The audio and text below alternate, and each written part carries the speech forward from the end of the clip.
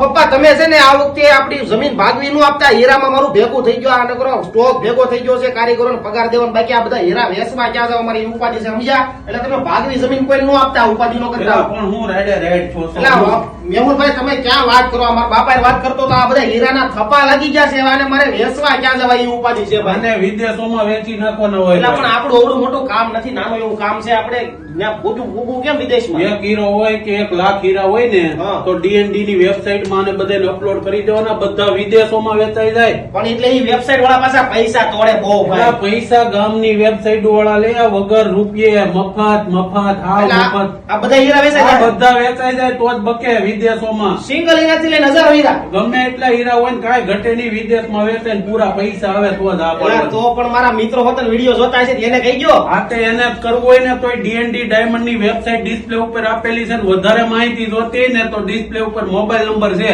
અને વિદેશોમાં વેચો મારા ભાઈ. આ હીરા ગમે એટલા હોય ની મૂંઝાવણ નથી, બરોબર?